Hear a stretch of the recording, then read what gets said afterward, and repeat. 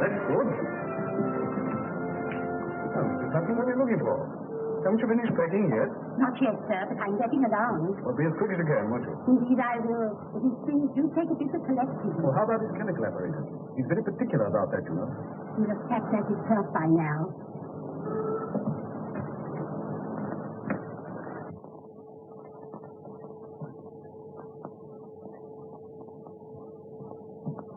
Really, Holmes, this is too bad. You realize that my wife and the rest of the furniture will be here at any moment. I told you the van that's bringing my stuff is taking all your things into the country. I'm so sorry, my dear Watson. I was somewhat engrossed in my correspondence. I had no idea that my retirement would cause such a stir. You know, all sorts of people have written. Here's an interesting communication, for instance. Oh, what's that? It's a telegram of good wishes from our old friend Abernethy, the forger. Oh, yes. We got him 10 years, didn't we? Yes, we did, yes. When he came out, I was able to render him some slight assistance. You know, I'm not sure, my dear Watson, that of all the kindly messages I've received, even from the most exalted person, that this is not the most gratifying. Well, I don't suppose there are all regrets at your retirement. I imagine there are quite a number of people who'll be immensely relieved. Undoubtedly, my dear Watson. Chief among them, another old friend, Professor Moriarty. Oh, Moriarty. You know, Holmes, he's the one subject on which I believe you're utterly mistaken. No mistake, my dear Watson. That harmless old professor of mathematics.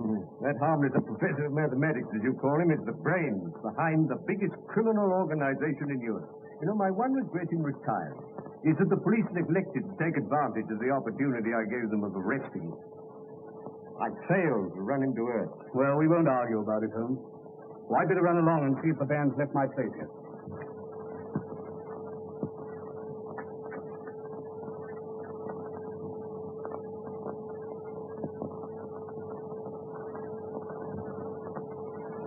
Excuse me, Mr. Holmes. There's a gentleman outside. Wants to see you very particular. Oh? What's the gentleman like? He's an old gentleman and very tall. Ask him to come up. Yes, sir. Another well-wisher.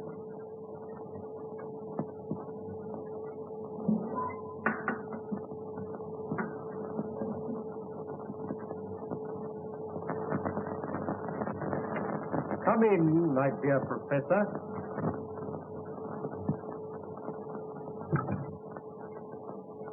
May I point out, Mr. Holmes, that it is a very dangerous habit, keeping a loaded revolver in the pocket of one's dressing gown? Just a slight precaution, Professor. As a matter of fact, I half expected a visit from you to satisfy yourself personally that I really was going. Your perception, as usual, does you credit, Mr. Holmes.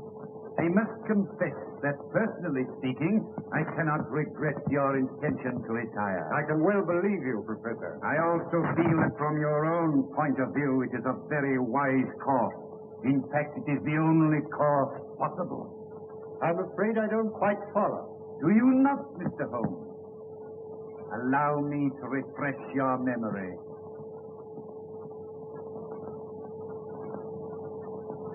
Listen, Mr. Holmes.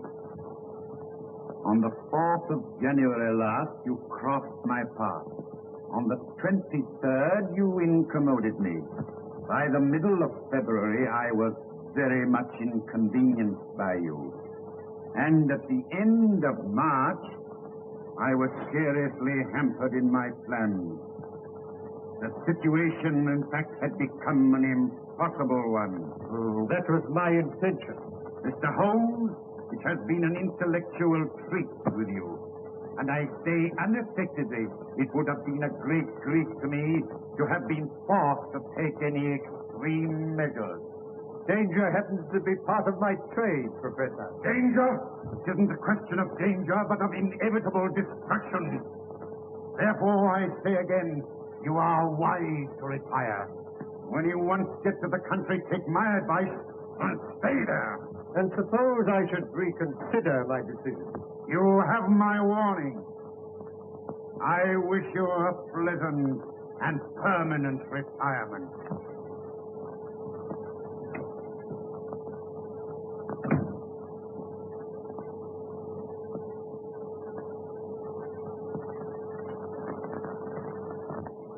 Now see here. Colonel Moran. How much longer have I got to wait? Where is this Mr. Moriarty? He's received your message, and he'll see you as soon as it's convenient to him.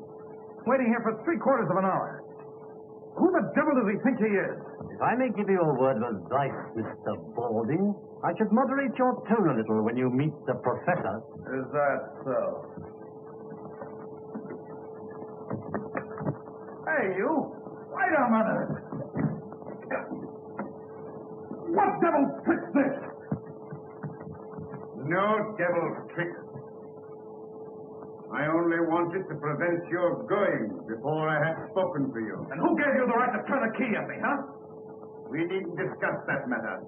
I understand you have a proposition to make to me. Maybe I have. And maybe I've changed my mind. Why they kept me waiting. I speak to people when I choose, Mr. Balding. Not to me, you don't. Unlock that door. Sit down. I said open that door. Sit down.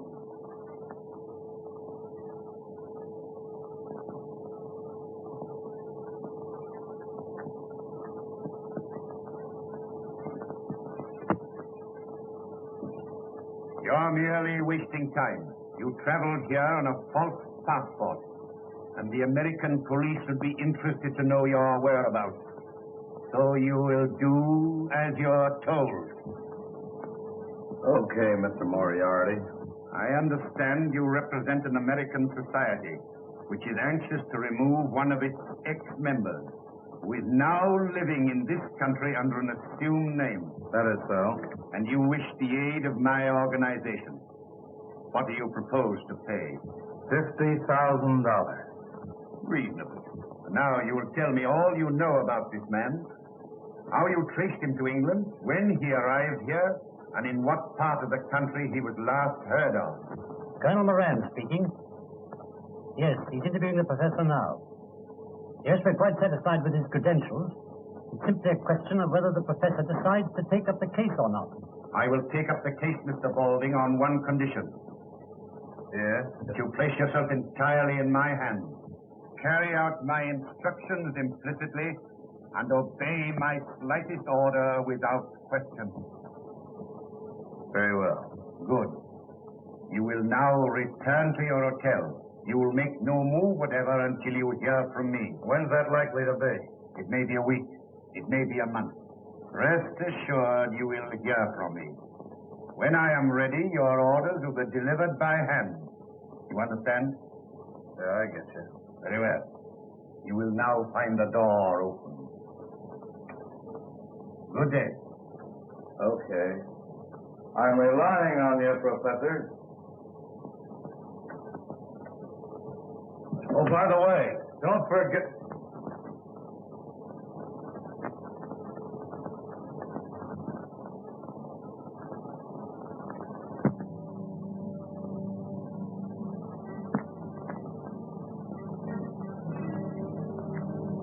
Going downstairs again, darling? Yeah, for a little. I don't think I'm going to sleep. You've been dreadfully nervy all day, dear. Was anything wrong?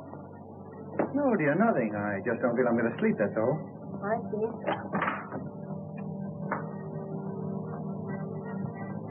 Hey, Jack. Anything wrong? No, I really left my glasses downstairs, that's all. All right, All right, Jack.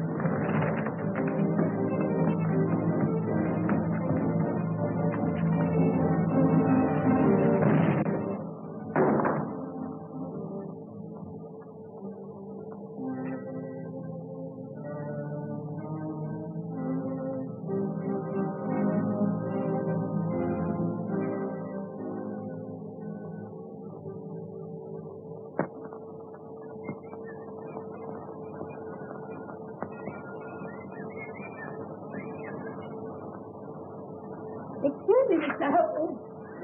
I'm so sorry, Mrs. Hudson. Is Mrs. Watson coming down with the doctor? No. No, she isn't. I gather that she's too busy in Baker Street. Oh, so it'll only be the doctor. Yes. Is it or just the doctor? Oh. Oh, here he is. Good morning, Holmes. Oh, my dear Watson. I'm delighted to see you. Good morning, Mrs. Hudson. Good morning, doctor. Well, how are you? Oh, I'm much better, thank you. Watson. You're looking better. I hope Mrs. Hudson's seeing that you have proper meals. Oh, I'm living like a fighting cock. We had a delicious chicken casserole yesterday, didn't we? Yes, and you let it all get cold while you were deducing the age of the chicken. As a matter of fact, Watson, it was a tough proposition. I bit off more than I could chew. Well, come along inside, Watson, have a drink. I know you must need one after your long journey. Yes, I could do with one, thanks.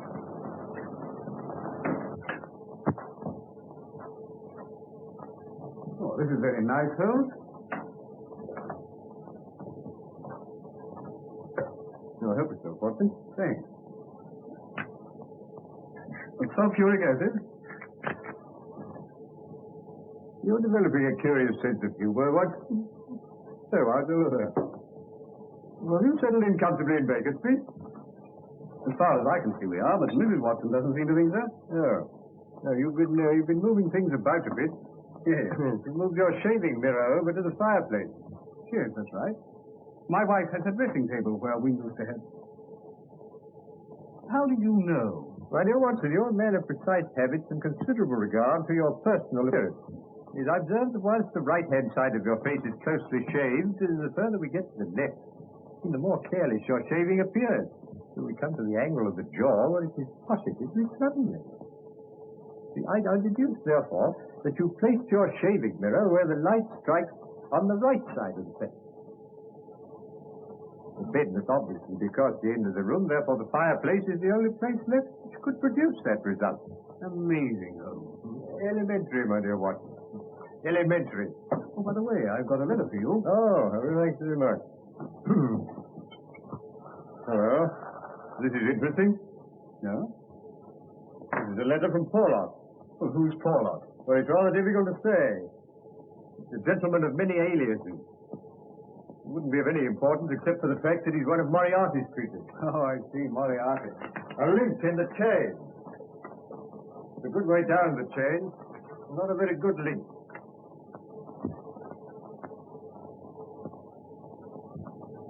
Now, look here, Holmes. Please remember that you've retired.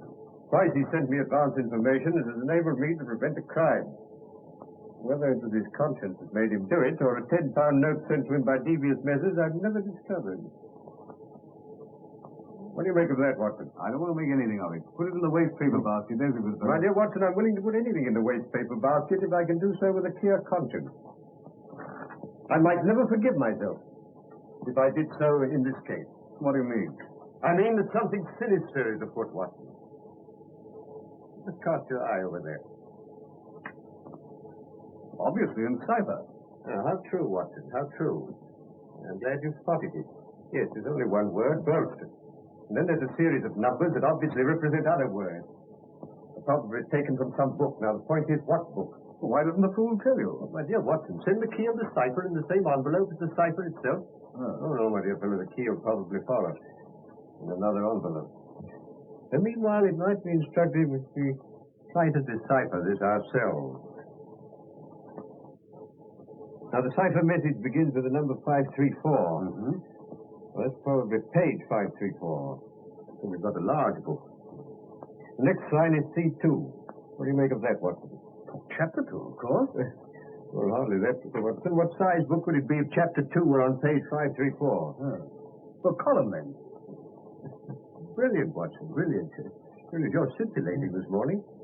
Now, we've got a large book, printed in double columns. Any other suggestions? The Bible? My dear Watson, you excel yourself. As I remarked just now, Porlock is one of Moriarty's men, and I can hardly imagine any less likely book in his possession than the Bible. No, the Bible has too many editions. No, this must be a standardized book, and page 534 will be the same in all copies. Try again, Watson. Well, how about Bradshaw? Or the ABC. Well, that's a good idea, Watson, but if I may say so, it's not quite good enough. I know, Whitaker's Almanac. Now, come along. And let's see what page 534 has in store for us. Just write this down.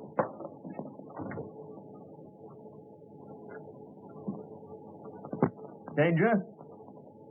Good, Watson, good. You got that down? Yes, capital. Owner? Burlston Castle. What does it mean? It means, Watson, that some devilry is brewing against the owner of Burlston Castle. Excuse me, Mr. Holmes. Here's Inspector Lestrade. Oh, Morning, Fred. gentlemen. Morning, Lestrade. I told him he wasn't to come worrying, Mr. Holmes. But he said he would arrest me if I didn't let him in. That's all right, Mrs. Hudson. That's all right. You understand, Inspector, that Mr. Holmes is retired. You're not going to drag him up to London. Oh, no, sir. I wasn't thinking of doing that. I called him to ask Mr. Holmes if he'd be good enough. Burlston? Well, what's this, Mr. Holmes? This is magic. That's a cipher that Watson has just solved.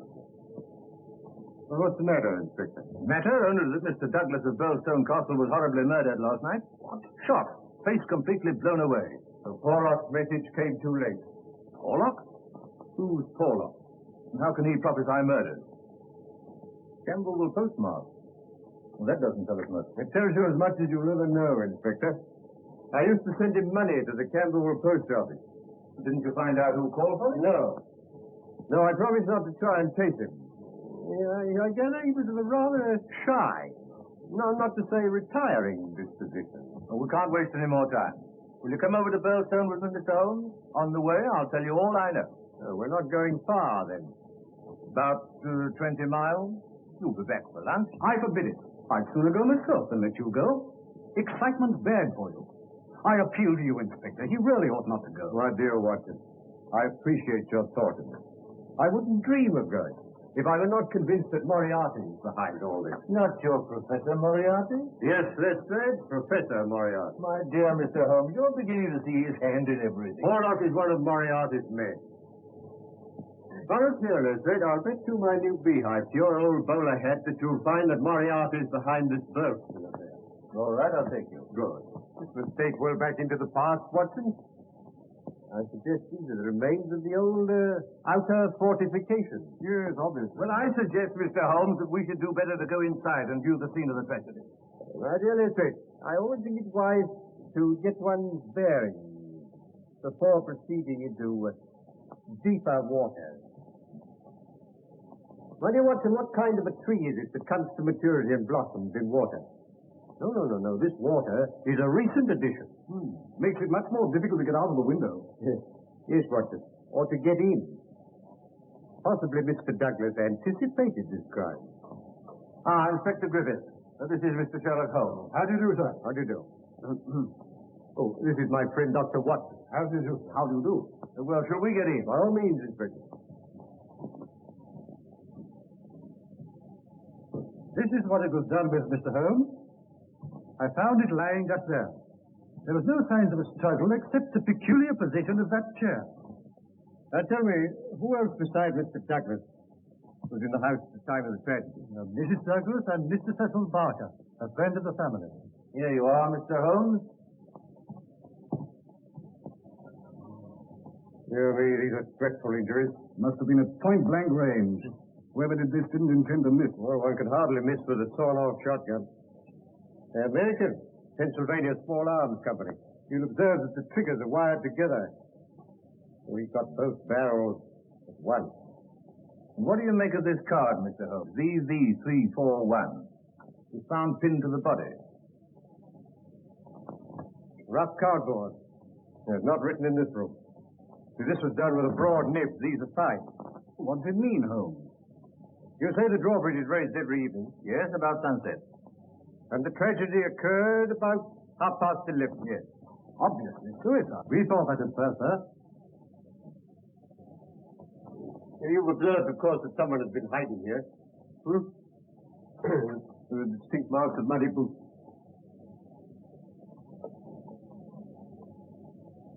When were these curtains drawn? At dusk.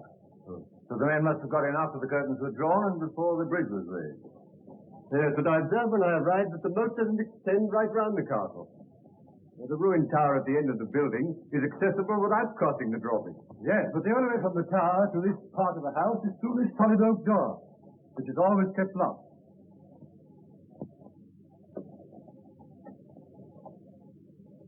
Is it? By Jove, Holmes. It doesn't seem to be locked now, does it? Well, that's funny. I always understood. Yes, we'll return to that later. Meanwhile, I must ask you to make no reference whatever to it. Now I think we'll have another look at the body. Oh, and I should like to have a word with that Mr. Cecil Barker. Very good, sir.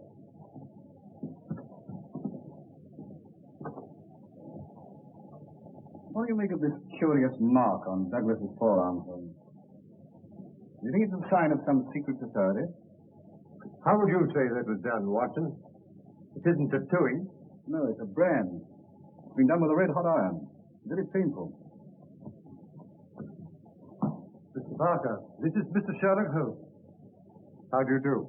I'm very glad you're able to come, Mr. Ham. This is my friend, Dr. Watson. How do you do? How do you do? Now, Mr. Barker, I understand you discovered the body. Yes, I heard the shot and came straight down. Poor Douglas is lying where you see him now. The lighted candle was on the table. This candle? Yes. And you gave the alarm immediately? Yes, I rang the bell for Ames. That's the butler. And a minute later, he came in. So that within 2 minutes of the murder, Ames was in this room? Yes. What was the first thing he did? He put that lamp he was carrying on the table. It blew out the candle. As a matter of fact, I was here so quickly myself after the shot. I must actually have been in the room while the murderer was escaping through the window. Why do you say through the window? Because there's no other way out. That door to the tower is always locked. But we just... Now tell me, Mr. Barker, did Mrs. Douglas come in here after the tragedy? No, I was able to stop her just in time. How long have you known Mr. and Mrs. Douglas? About a year. I met them when they first came to Switzerland. How long have they been here? About 9 months. You don't know anything about Douglas's past life. He used to live in Chicago. I never heard him speak of any secret society. Funny you should mention that. He never told me about it himself, but I always got the impression that he was a member of one, or an ex-member. You don't know what that mark on his arm was? No. I've seen it often, of course, but he never told me what it was. I never liked to ask him. It was one of the things that rather made me wonder about that secret society. Anything odd about his behavior at any time? Well, he hated meeting people. In Switzerland, he hardly ever moved from his chalet in the mountains. Rather made me wonder if somebody was after him. When he suddenly packed both into England, it made me wonder all the more. Come in. Excuse me, sir, but Mrs. Douglas would like to see Mr. Holmes when he's finished his investigation in this room. Oh, certainly.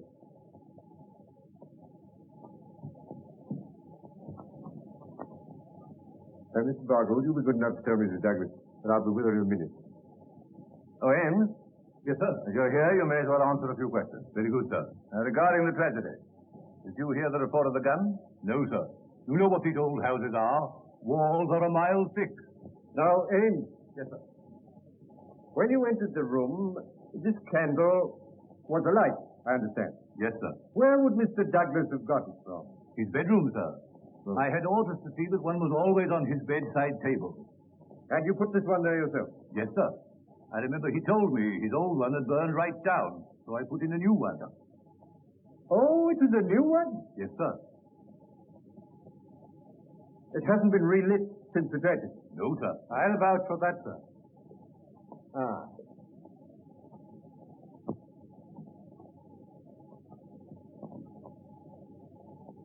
Did these candles come out of the same box as that one on the table? Yes, sir.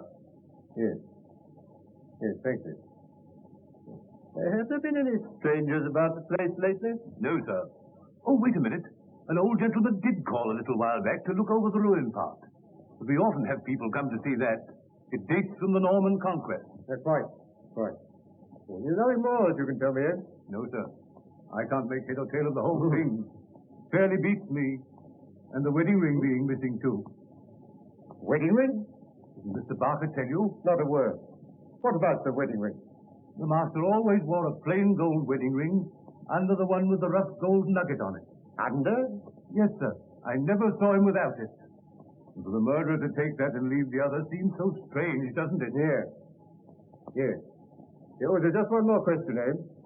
Did your master ever do exercises in the morning? Yes, sir. Every morning. As regularly as clockwork. I see. Thank you, Abe. Thank you. Will that be all, sir? Yes, thank you.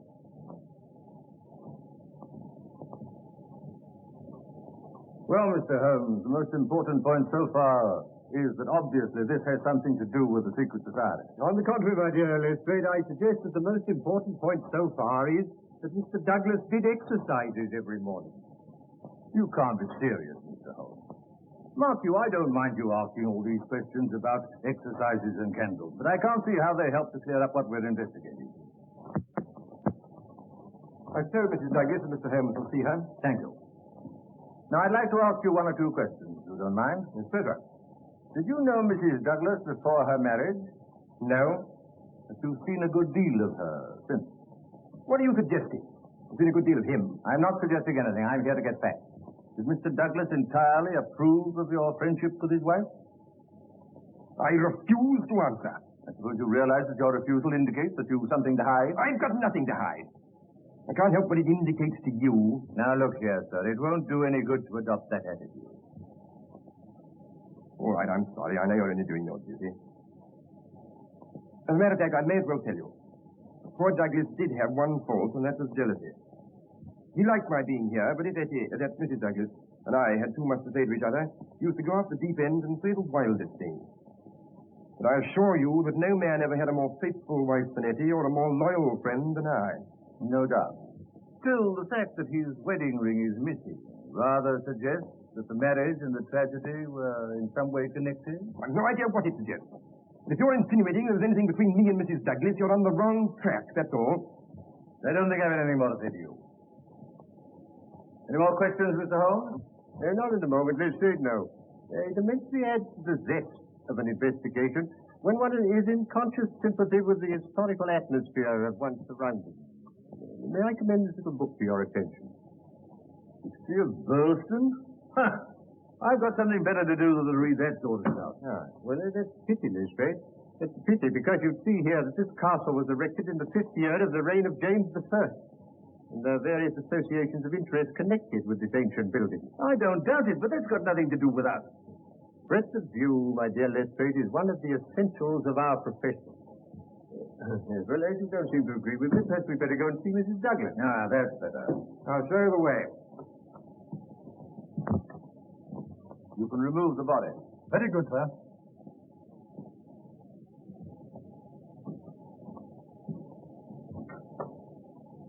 Etty.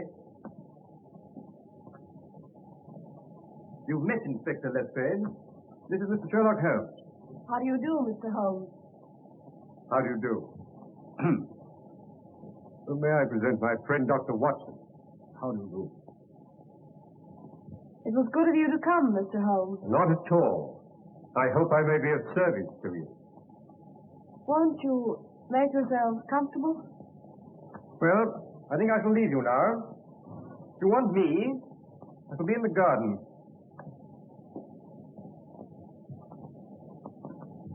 Now, Mrs. Douglas, I wonder if you can give us any help. I wish I could, but I didn't see the tragedy. So I understand, but you heard the shot. Now, how long after that were you stopped on the stairs by Mr. Barker? A couple of minutes. I just had to put on a wrap and some slippers. How long had your husband been downstairs before you heard the shot? 2 or 3 minutes. Not more than 5. Where were you married, Mrs. Douglas? In New York. In America? Have you ever suspected there was some danger threatening your husband, and that he knew it? Yes, I have. In fact, I'm sure of it. But he wouldn't talk about it. Not that there wasn't complete love and understanding between us, but, well, it's just that he didn't want me to be worried. You know nothing of his life in America that could have caused that threatening danger. Nothing at all. That mark on his arm, you know what that is? No? You never asked him. Yes, I did once, but he refused to discuss it. I never asked again. You've no idea what it is.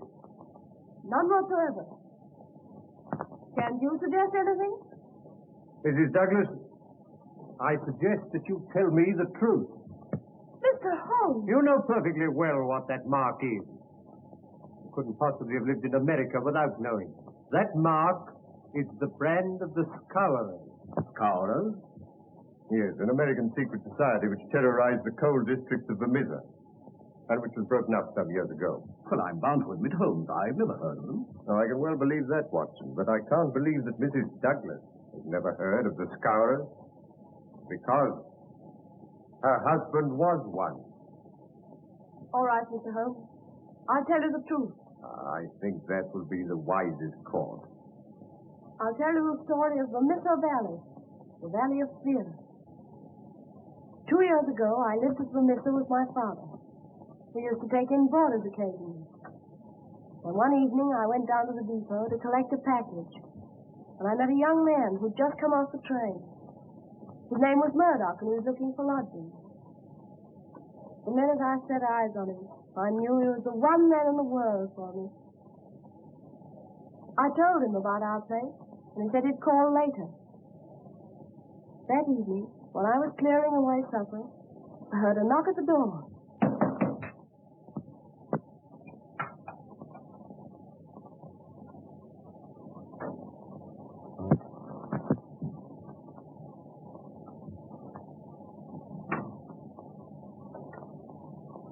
So you've turned up, Mr. Murdoch. I sure have.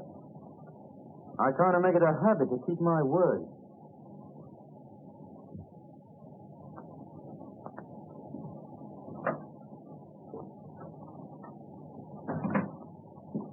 Who's that, Eddie? Someone to see you about a room, Dad. Eddie, so that's him, is it? Mine's Jack. This is Mr. Murdoch. He wants to board with us. Well, suit me fine. Well, take your things off. Thanks. I dare say we can fix it. $20 a month for the term. That's all right for me. I better give him my first month. Okay. We've come into the sitting room.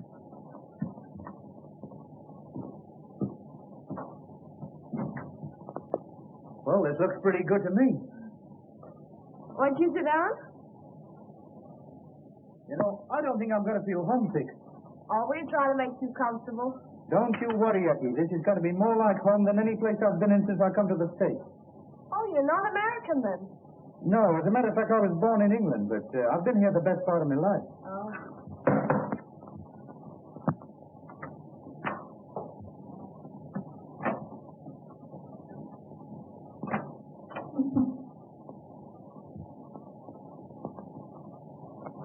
Why, hello, Ted. I didn't expect you so early. Yeah, so it seems. Who's the boyfriend? Our new boarder, Mr. Murdoch. This is Ted Balding. Well, Mr. Boarder, I suppose you figure you got things fixed up pretty good here, eh? Yeah, that's the idea. Any objection? No. Come here. Come on, get a move on. But I've been a boarder myself, so I'll put you wise. Eddie belongs to me. She's sweet on me. Get me? Well, there's no accounting for taste. So you're one of these fresh guys, eh? Well, don't get fresh with me, that's all. Ted, please. Jack didn't mean anything. Oh, Jack, is it? Come to that already, eh? I think if you were to leave us alone, Eddie, we might get that thing straightened out. Listen, I know how to get this thing straightened up. You know what that means? No, and I don't care. Well, you can take it from me, you will. I'll be here tomorrow night, and I'll expect to find you gone. I wouldn't bet on that if I were you.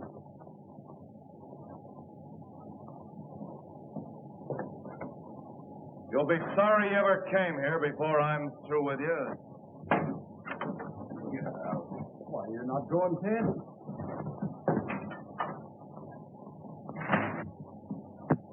Say, Eddie, what's the matter with Ted? Oh, he's sore of Mr. Murdoch being our new boarder. Sorry you should have a scare on your first night, Mr. Murdoch. Scare? You don't think I'm scared of that, do you? Most people are. Well, I'm not. Who the devil is he, anyway? He's one of the bosses of the Scowlers. The what? The Scowlers, a society of murderers and blackmailers. The ancient order of freemen, they call themselves. No, baloney. The freemen would be found in every town in the state. It's a society for charity and good fellowship. Not here, it ain't. It's just a murder gang. Well, then why don't they bring them to justice? Tell me that. Because no one dares give evidence against them. Juries don't dare to convict. The judge has to do as he's told, and the police are all square. Say, you're just trying to kid me. I don't believe a word of it. Aren't there 50 murders to prove it? Is there a man or woman in the valley who doesn't believe it? Well, you don't scare me. You see, you don't know me. And you don't know McGinty and his gang. McGinty, eh? That's queer. I've got a date with that guy this evening. McGinty? What have you got to do with McGinty? Well, I've got to report to him. You see, I happen to be a freeman myself. What? What? You a freeman? Then you don't stay here another minute. Here's your $20 back. I wouldn't have you for $100 a week. But you can't tell them out now. Oh, can't I? I'm telling you, I got no use for these freemen. It's bad enough to have one hang around Eddie. I'm not going to have another for a boarder. You get out of here tonight. Well, tomorrow morning.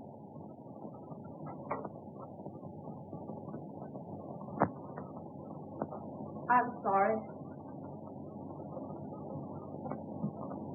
That's all right. But don't make any mistake. I'll be seeing a lot of you. It's no good. With Ted Boulding. Tell me, Eddie. You're not in love with Boulding, are you? You're only afraid of him. If you'd have met me first, would I have had a chance? I wish you had been the first. That's all I wanted to know. Oh, Jack, I'll never believe anything bad of you. Not whatever happens. Well, I wouldn't be too sure of that, Eddie. Still, even a guy like me can be on the level with a woman. Well, I'll be getting down to McGinty.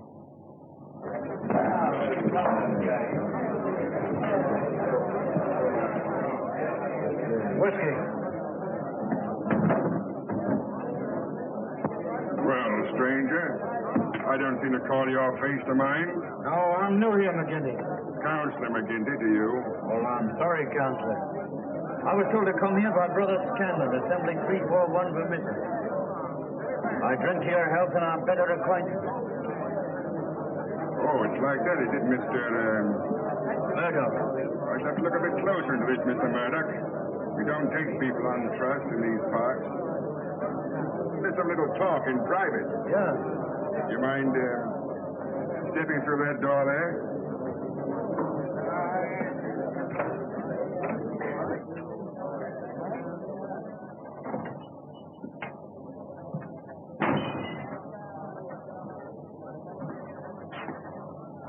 Look here, my joker. If I thought you were playing any games on us, it'd be short shrift for you. A strange sort of welcome for a brother. Where were you initiated? Assembly 29, Chicago. What are you doing here? Looking for work. Why'd you leave Chicago? I'll tell you that. Why not? Because the rules say that one member can't tell another a lie. Oh, you mean the truth's too bad to tell, eh? Put it that way if you want to. Now listen here, mister. You can't expect me as boss to let into this assembly anything for whose past I can't answer. Say, you wouldn't squeal if I showed you something, would you? Well, wipe my hand across your face and talk to me like that. I'm sorry, I didn't mean it that way. Oh. Here. Take a look at that. Oh. Your work? Sure. Why'd you shoot this guy, Pinto? Well, he threatened to squeal on me. So I croaked him and beat it out here. The thought of murder would be welcome out here, eh? Yeah, you've said it. You ought to go far. You look like being a pretty useful brother to us. Didn't flinch when I put the gun on you either. You were the one in danger, boss. I got you covered from the first. And I guess my shot would have been as quick as yours.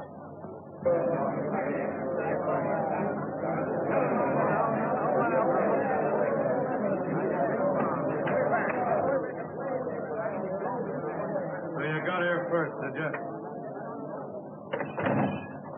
I want to have a word with you about this man. Yeah, you say it right now while I'm here. I'll say it how and when I please. I'm content to leave it to you to judge between us, Counselor. Well, what is it? Well, a young lady.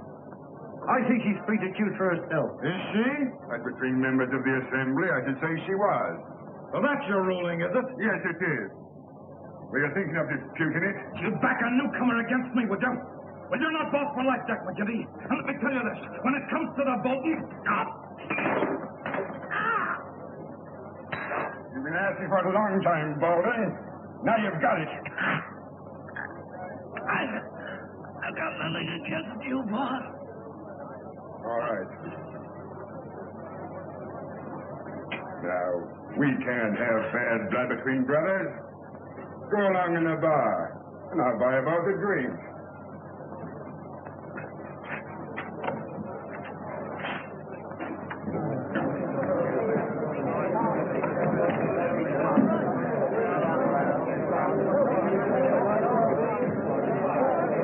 We've not met before. You're the new captain? You guessed it. I'm Captain Moore. Well, we can do without you. We got fleas enough of our own without importing any. Hello. Here's an old acquaintance. Well, I'm no friend of yours or any other cause. You're Jack Murdoch of Chicago, all right, and don't deny it. I'm not denying it. Why should I be ashamed of my name? Well, you ought to be. What the devil do you mean? You can't pull that stuff with me. I'm Marvin of Chicago Central. We haven't forgot the shooting of Jonas Pinto. I never shot Pinto. Nice, impartial evidence. As it happened, we couldn't get any case against you. So you're okay with me just as long as you're on the level. Get me? Good night.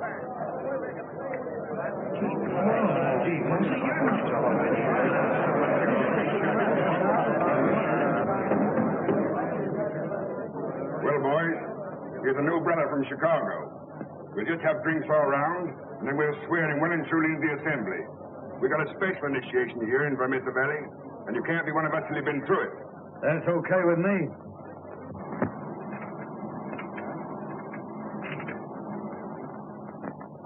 Okay. Brother Murdoch, can you bear pain? As much as anyone, I guess.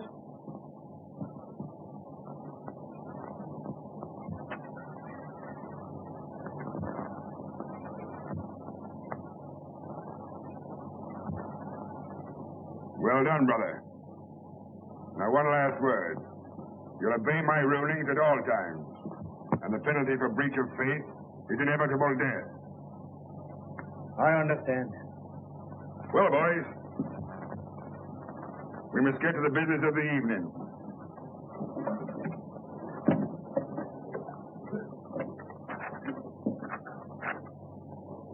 There's a man in this town who needs trimming, and it's up to you to see that he gets it. I'm speaking of James Stanger, editor of the Herald. You seen how he's been panning us again in his dirty rags? Yeah. Why don't we bump him off? That might cause more trouble than we need ask for. But I guess you can give him a pretty severe warning. Will you take care of that, Balding? Sure thing. I'll take Van Schuss along with me. And you, Mansell? And, you, Gower? Okay. And, yeah. You'd better come along with us, Murdoch. We'll see the kind of stuff you're made of. That's okay with me. Come on, let's go.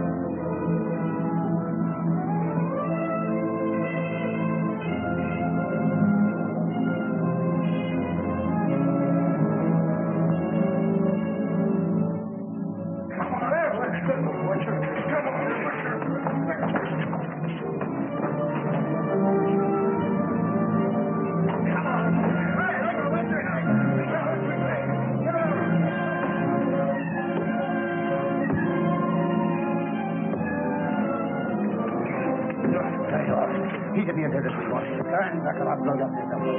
The boss said he wasn't to be killed in me. Yeah, that's so. Lay off, Balding. Come on, let's go.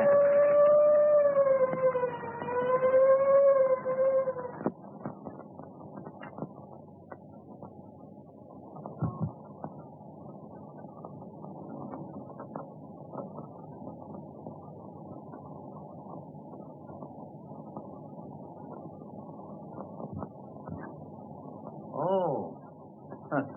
I'm sorry, Counselor. I'm not much of a visitor, Murdoch, but I thought I'd touch upon your case. I'm honored. But how'd you know I was here? I only came this morning. It should be enough here that I do know. It may be enough for most men, but not for me. So you're a queer guy. Scanlon told me, if you must know. Lives here too, so he says. Yeah. Have a drink. Sure.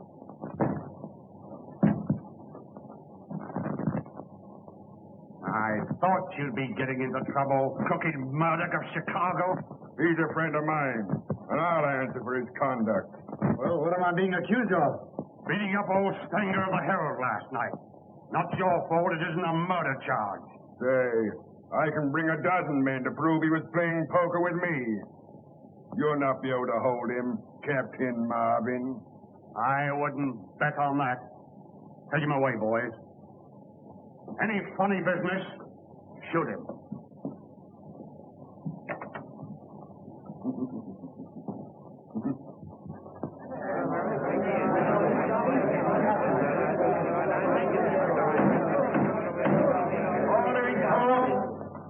Do you find the prisoner, John Murdoch, guilty or not guilty? Not guilty.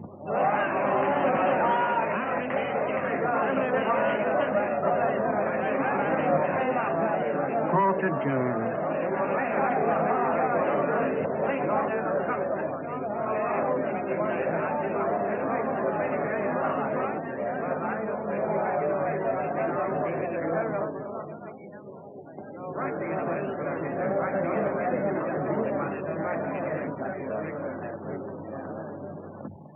You see? I told you needn't worry.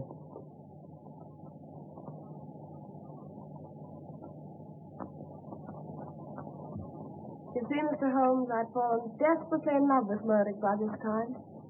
Broke my heart to find him going from bad to worse. But he was always straight with me. I see. And was Murdoch taken completely into the confidence of the Scourer? Yes. In 6 months, his name was a byword in the valley. People were as scared of him as they were of McGinty. Pray proceed, Mrs. Douglas. One night, he and another man were sent to shoot one of the most respected pit managers in the valley. I felt something awful was going to happen. I didn't know just what.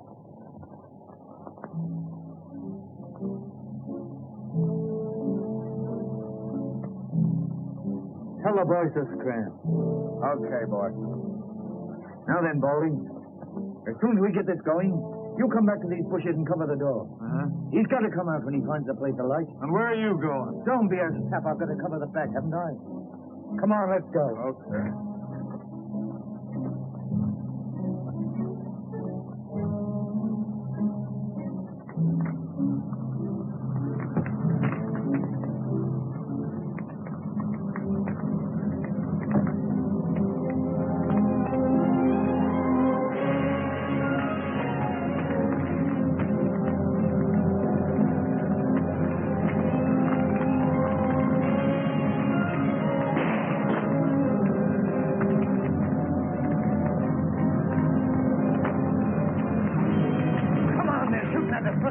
I know they got me. Oh, come on, then.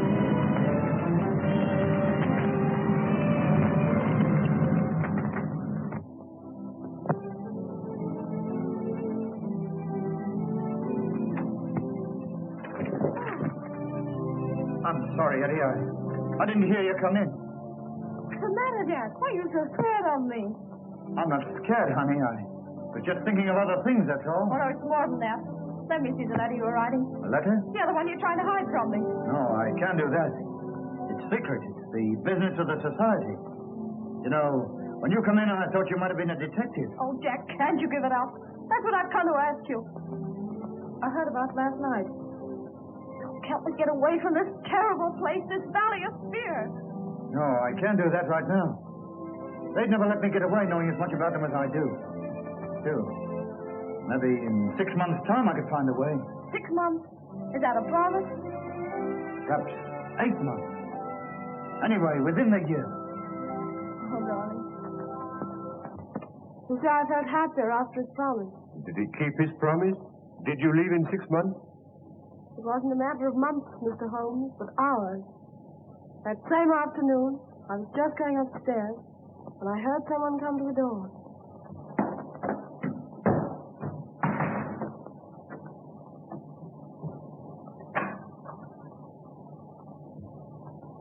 What's the matter, Jack? Trouble afoot.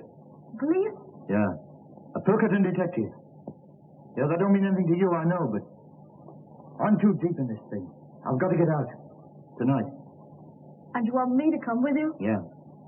I'm a strange sort of Romeo for a kid like you, but I'm on the level with you, I think. And we quit tonight? Sure. Is there any danger? Maybe we can stall the danger off, maybe we can't. Anyway, you be ready in case I come for you. I will, Jack.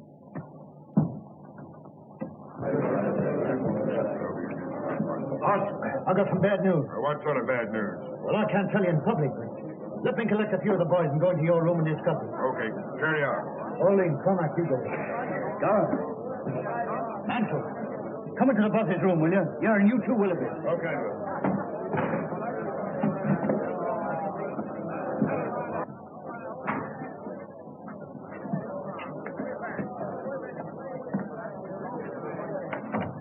Boys, I've discovered something. Well, what is it?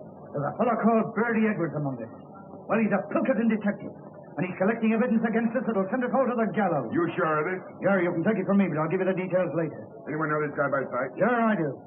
But if we act quick, we've nothing to fear. We got nothing to fear anyway. What can this man know about our affairs? Well, I hope you're right. But he's got the co-owner's millions at his back. Don't you suppose there may be some weak member among us who can be bought? Maybe he's got our secrets already. No, there's only one cure. That he never leaves the valley alive. For the first time, Balding, you and I agree. Well, do you want me to handle this, boss? Sure, but you better tell us some more about it. Well, the other day I met a fellow who said he was a press man. And he offered me good money for inside stories of the Scars. Although his face was familiar, somehow or other I couldn't place him. I know now that was Bertie Edwards. I made a few inquiries and found out he was living at a place called Hobson's Patch, under the name of Steve Wilson. Well, we'll just bump him off quick. No, I've got a better plan than that. Well, what is it? I'll go over to Hobson's Patch this afternoon and locate him. I'll tell him I'm a scholar, and I'll offer him the secret papers of the society for a price. Only as I can't hand them to him in the street, he's got to come to my place to collect them. That'll fetch him. Well? Well, surely you can handle the rest yourself. Only once Mr. Bertie Edwards comes to my place, I don't think he'll leave it again alive, somehow.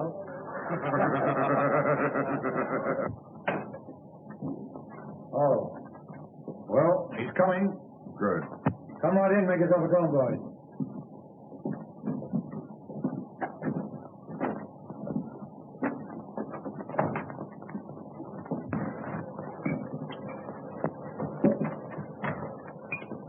You think he knows much? Well, he's been here 6 weeks. He may have passed on quite a bit. But we'll make him tell us all about it.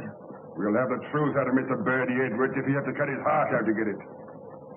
Did he seem to send a trap? No, I got him on the weak point. Told him I'd show him all the papers of the Scourers. Well, if we handle it right, they'll never be able to prove a killing. Nobody will see him come up to the house after dark. And I'll lay odds nobody will ever see him leave. Now, here's the plan. You boys all stay here, see? Bertie Edwards will be pretty heavily armed, so we got to take him by surprise. He's going to knock 3 times. I'll go out, open the door, let him come in. I'll leave him in the outer hall, where I come in here and get some papers or something and give you the tip. I'll go back, and while he's reading the papers, I'll get the gun off him. Then I'll give a shout, and the sooner you come in, the better. You're the one to handle him. Not one word of warning does he get till Murdoch has his hand on his throat. Okay, man.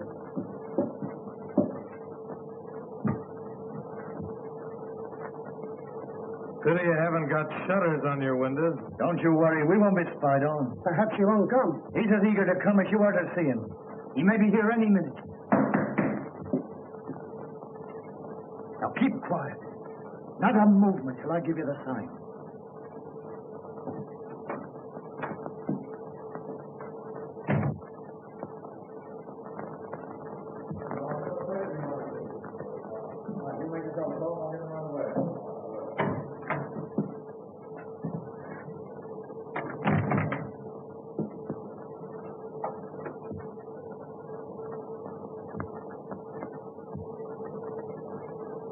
Well, is he here?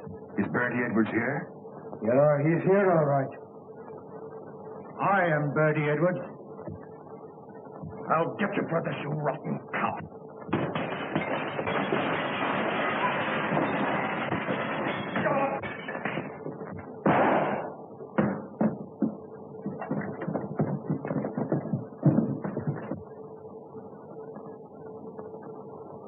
There are 40 armed men around this place, so you can figure out what chance you've got.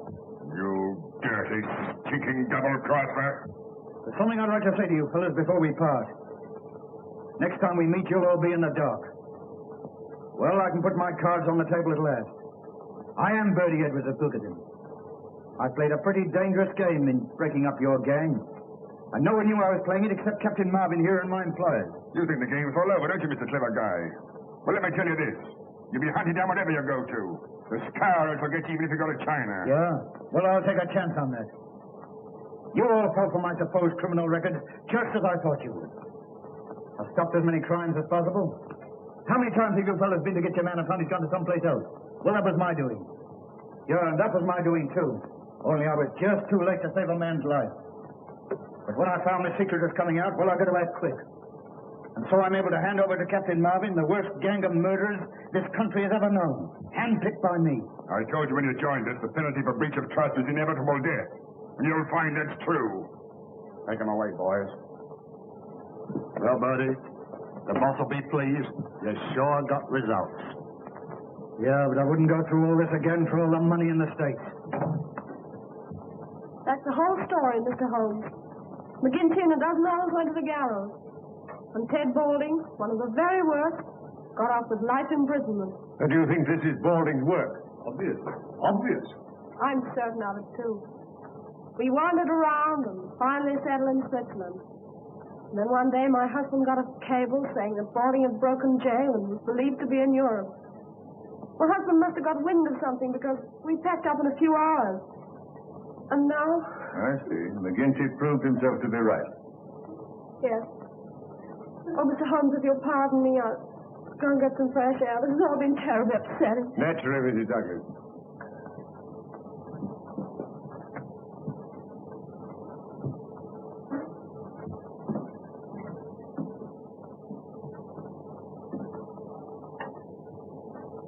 Well, that's all as clear as crystal, Mr. Holmes. All we've got to do is to find Balding, and that shouldn't be difficult. Ah. They may even have got him by now.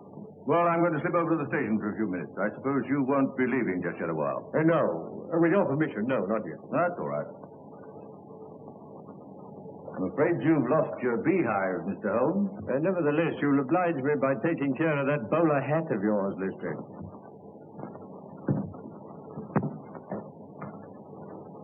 Yeah, didn't take us long to solve that. But I'm sorry for Mrs. Douglas. Strikingly pretty woman, don't you think? Now, you see, I didn't notice. Really, Holmes, there's something positively inhuman about you at times. My dear Watson, I never allow my judgment to be biased by personal qualities. I can assure you that the most winning woman I ever knew was hanged for poisoning 3 little children for their insurance money. Oh, I see.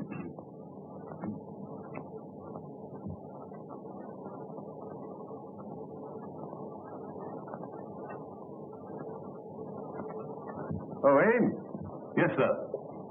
Is there anything I can do for you? You said your master used to do exercise.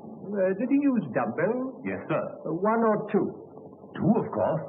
And you said he used them every morning. What about yesterday? Yes, sir. I remember him doing them. Where? Down here? Yes, sir. He used to say he liked plenty of elbow room. Yes. Yes, thank you, Aim. Thank you. Will there be anything more, sir? No, nothing more.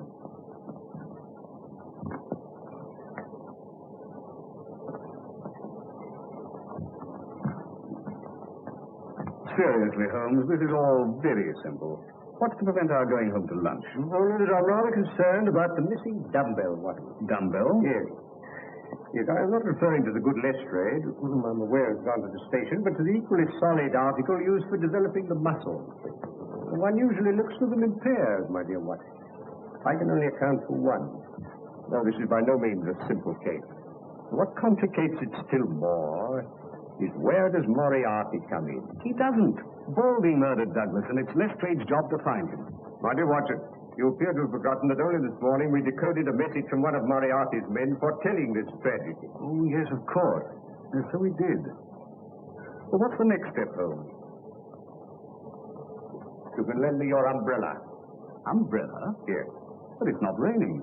How true, Watson, how true. Nevertheless, I should like it. You brought the one with the crooked handle, didn't you? Yes, I left it in the hall. But that's a wretched weapon, Holmes.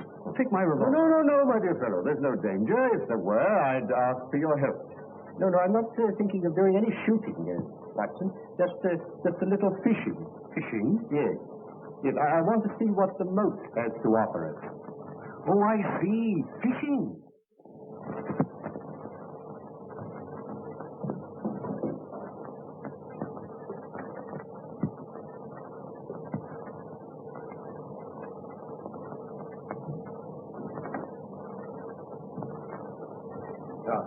Thank you, Watson. Thank you.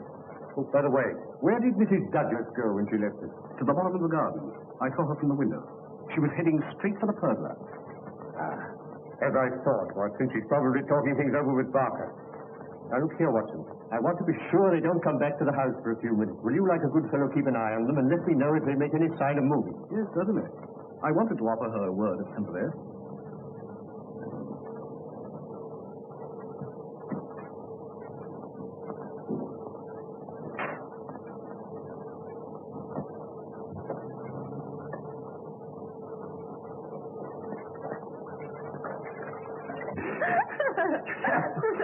I don't know how I kept my face straight during my examination. Well, he's bitten off more than he can chew this time. You should have seen me as a broken-hearted widow. Do pardon me, Mr. Holmes. I think I'll take some fresh air. This has been so terribly upsetting. Oh. Look out. Dr. Watson, would you mind coming and speaking to Mrs. Douglas? I was about to offer my condolences to Mrs. Douglas, but they appear to be superfluous.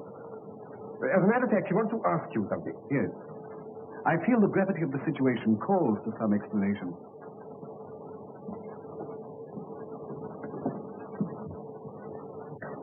I'm afraid you must have thought my behavior very callous, Dr. Watson. Your behavior is not my business, Mrs. Douglas. But I must admit, I find it a little difficult to reconcile with the circumstances.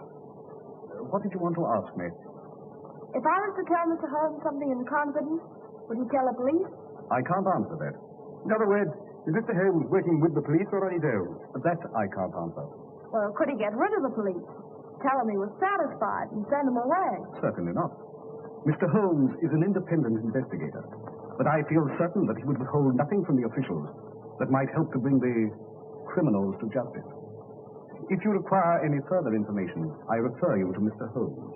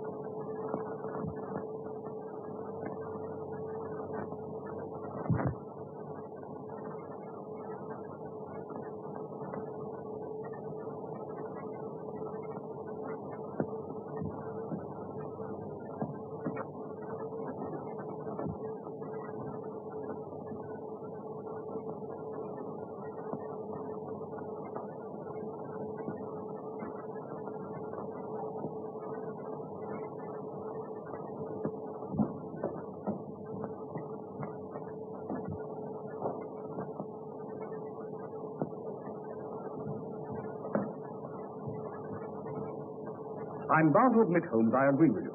This case isn't so simple after all. Oh, no, on the contrary, my dear Watson. To me, it becomes clearer every minute. But don't worry. I think I can put you on the right track. I should indeed be grateful. Now, the murderers... Oh, there's more than one. My dear Holmes, if you'll stop interrupting me, I'll explain my theory. Yes, Watson. I'm so sorry. I apologize. Please don't mention it. So you have a theory? Well, it's more of a certainty than a theory. Good. I'm all attention. From the first, Barker's account of the tragedy didn't satisfy me. No. I noticed that. I came to the conclusion he was telling lies. Half-truths, Watson. Much more dangerous. He admitted that Douglas was jealous, and I suggest he had good cause to be. The guilty lovers wanted to get rid of the husband, so they killed him and used the story of the scourers to put everybody off the scent. I see, everybody except the astute Dr. Watson. Well, it hadn't occurred to you, had it? No. I'm bound to say that isn't my theory. Well, I'm going to prove it to you. When I went into the garden just now, the pathetic widow was consoling herself with Barker. They were laughing. Positively laughing. That confirms it, doesn't it? Oh, yes, that confirms it. And what's more, she wanted to ask you something in confidence. No, Watson. No. I want none of their confidences. It's always awkward when it comes to an arrest. Then you agree with me. You think they're the murderers. Oh, dear Watson, there's an appalling directness about your questions at times. It's not so hard as you may think, Watson. You remember that I was puzzled about Douglas only using one dumbbell? Yes? Yes. I've found the missing one. Then everything's all right. And it's led to a discovery which has solved the whole problem. Solved? As we've been listening to a tissue of lies, Watson. The whole story of the tragedy as told by Barker is a lie. And as Mrs. Douglas supports it, she must be lying too. Now, Barker swears that when he entered the room, he found Douglas lying dead with this candle burning on the table. He also says that immediately, now mark this, Watson, immediately he rang for Ames, who entered the room carrying that lamp and at once blew out this candle, all within the space of 2 minutes. Ames corroborates this. But he also says that the candle which Douglas brought down from his bedroom, this candle, was a new one, out of the same packet as these. Now, what sort of a candle is it, Watson, that burns that amount in a few minutes? By Jove, Holmes, I believe you've got it. And moreover, if Barker's story were true, the assassin had less than a minute in which to remove 2 rings and replace one. Remember, the wedding ring was under the other one. Pin that card to the body, cross the room, and make good his escape. No, Watson, it's false every word of it. Oh, that's a kindly thought, Ames. Oh, Ames, can you remember what kind of shoes Mr. Barker was wearing when you found him in here after the tragedy? Yes, sir. Bedroom slippers. And the nice mess they were in. Could you conveniently lay your hands on one of those slippers? Yes, sir. Mr. Barker changed them in here for his shoes before he went for the police. Oh. Would you bring them over here, Ames? Yes.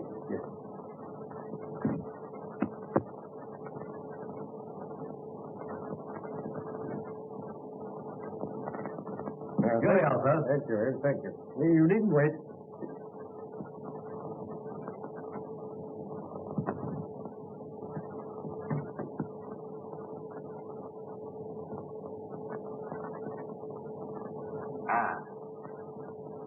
As I thought. It fits exactly. You mean Barker made that mark himself? It's part of this deliberate conspiracy, Watson, to hide the truth. Then why don't you arrest him? And Mrs. Douglas?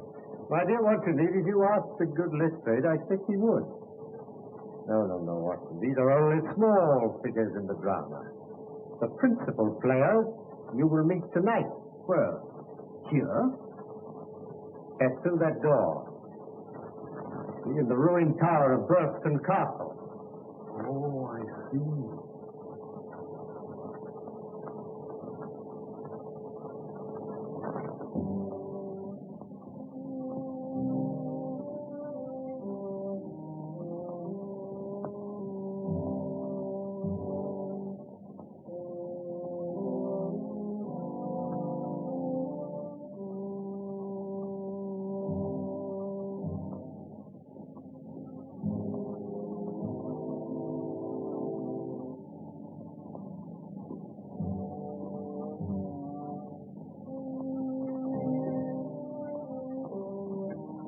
What's the idea, Mr. Holmes?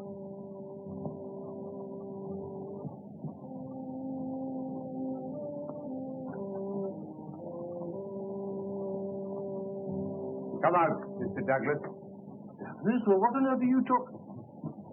Mr. Holmes, I believe. Now, let me introduce Mr. Douglas of Bergston Castle, otherwise known as Bertie Edwin. But Douglas is dead. Oh, on the contrary, my dear Lestrade, as you see, he's very much alive. But I don't understand, Mr. Holmes. Who is dead, then? Will you explain to the inspector, or shall I? Well, you've done very well so far, Mr. Holmes. You go ahead. Well, Lestrade, it is quite a simple case. Maybe quite simple to you, Mr. Holmes, but how did you arrive at this solution? By means of a partially burnt-out candle and a missing dumbbell. Now, the candle proved that Barker had been in the room with the dead man for at least 40 minutes before he gave the alarm. And I had to ask myself, what was happening during that time? What was Barker doing? Yes, I'm afraid that's the point I missed, Mr. Holmes. Well, that's not the only point you've missed, my dear Lestrade. Now, Mr. Douglas was being hounded by the Scarers who'd sworn to kill him. So he retreated to this castle where he took every precaution against intruders. But Balding succeeded in entering during the day, unseen. That night he attacked Mr. Douglas with a knife. It was knocked out of his hand. So he had to use the noisier weapon, the shotgun, which in the struggle went off killing Balding and mutilating him beyond recognition. Oh, I see. Well, that answers your question, Lestrade. But what about Barker? Barker, my dear Watson, on hearing the shot, came down at once. And in order to put the Scarers off the scent, they dressed Balding in Douglas's clothes. The Scarers mark on the arm completing the deception. Balding's own clothes, Barker weighted with a dumbbell and threw into the moat. Douglas then got dressed, took some food, and went into hiding. And that's what happened, Watson, while the candle was burning down. You see, Lestrade? Am I right, Mr. Douglas? I can certainly hand it to you, Mr. Holmes. Yes. Yes, you came across one little difficulty, however. When you placed that gold nugget ring on Balding's finger, you intended to place your wedding ring there also, eh? But you couldn't get it off, could you? No. Though I've been in a country where wedding rings slip off pretty easily, mine wouldn't. But how did you guess that Mr. Douglas was concealed here? It isn't a question of guessing, my dear Lestrade. The clue was supplied by that interesting little book on Bergston Castle that I once offered you. A clue which was amply confirmed by the equally interesting plan I found in a pocket of Balding's coat. Amazing, Holmes. No, simplicity itself, my dear Watson.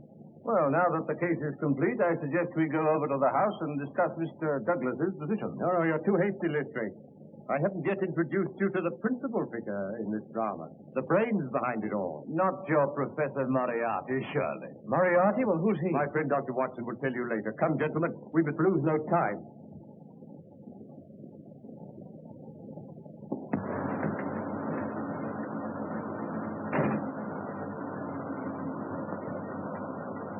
Keep her running, Moran.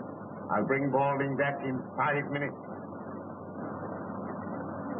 Look here, Mr. Holmes, you can't expect me to believe in this Moriarty theory of yours. Moriarty's no theory, Lestrade. That's a very great fact.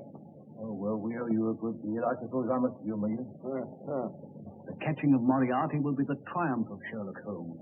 Quite apart from you losing your hat, Lestrade.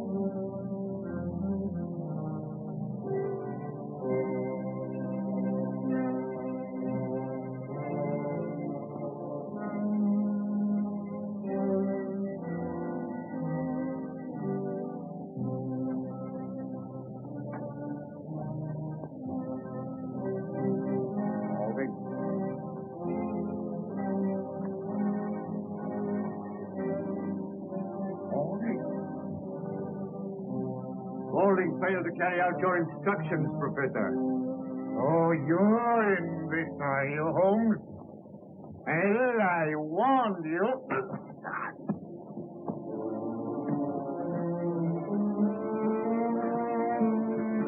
You're under arrest, Moriarty. On what What's on? The attempted murder of Mr. Douglas here. Our paths have crossed for the last time, Moriarty. Put the handcuffs on him, Lestrade.